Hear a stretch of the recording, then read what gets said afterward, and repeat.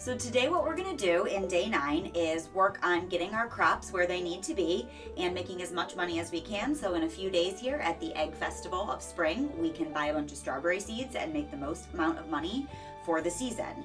We checked our luck. Spirits are neutral, which is a good thing. Basically, we're not going to run against any obstacles.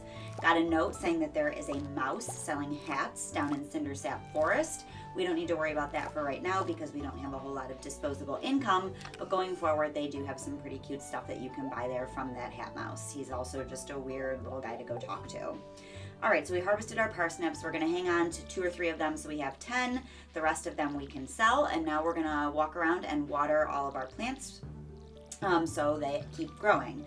You'll notice as I'm watering here, one thing that you can do is not quite yet, but in the next 2 or 3 here, as you get close to these little ones that look like they have like 3 arms sticking up and they're all brown, you don't need to bother watering those. They are dead. You can, hoe the dirt to get them out of the way. I usually don't bother just because clearly I have enough extra space without doing that. But if you want to going forward, you can just get rid of them so you know, hey, I don't have to water these and not waste your time or your energy. That being said, it's not going to really hurt you to water them at this point either. Like we talked about in our last few videos, there's that little watering hole right off to the side there, so it's not as if you have to go very far in order to water them. Since it's a neutral day, as soon as I finish up doing this, I think what we're going to do is get ourselves set up maybe to go to the mines.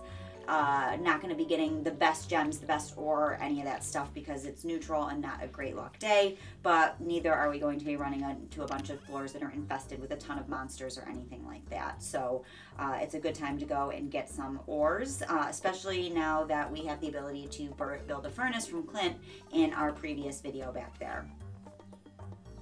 Alright, so get rid of these parsnips. We already sort of emptied out our backpack, so we don't have as much stuff in there as we need. As we have only as much stuff in there as we need rather than carrying around our watering can.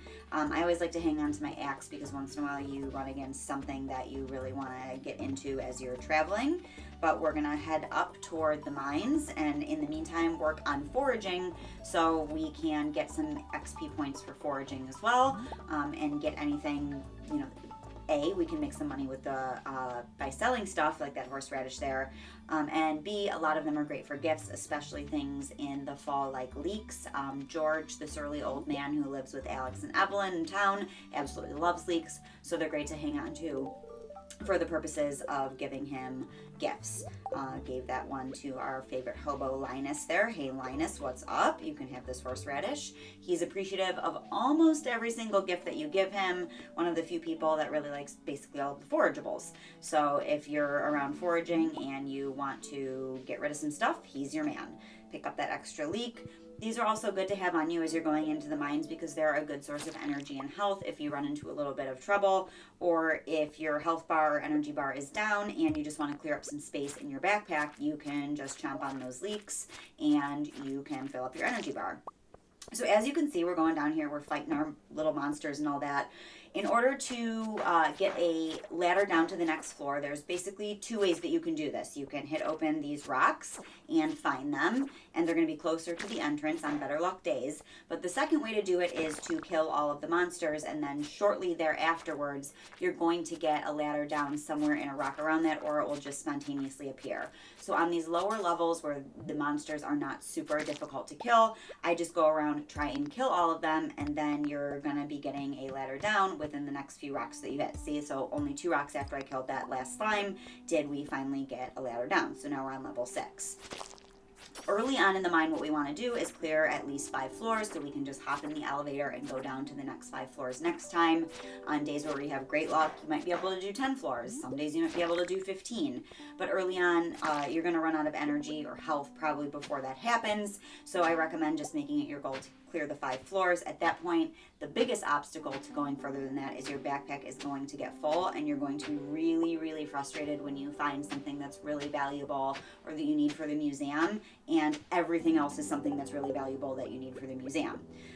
So what we're doing here, these spaces that are the dirt, you can use your hoe to clear them out and you can get stuff for your museum, your artifacts, gems, all sorts of collectibles, as well as just basic things like clay, dirt, whatever you need in order to build things on your farm. So like I said, at this point, we're just going to walk around clearing these. Make sure you get every single bit of ore that you see, because going forward, that's going to be really valuable. We're not going to sell any of it because you're going to need it for crafting, as opposed to a lot of other things that I say, hey, even though you might want it for gifts or crafting or just to have around for something later on, donating to the museum, whatever, just before the 13th, throw it in the box. The exception to that is the ores. So here we're going to get some amethyst from this little purple rock here. Our inventory is full, so we have to play Sophie's choice with everything. A couple different ways that we can do that is, right now, we're going to eat those leeks. Like I said, great source of energy. We were getting down into the yellow anyway, and now we've freed up a space in our inventory without having to get rid of anything just by throwing it in the trash. Got another little level down here. Clearing up some ore. Heading toward all the monsters. Get this bug. Our inventory is full, so we're not going to worry about that bug meat. It's really helpful soon in the game when you are able to craft bait for your fishing rod.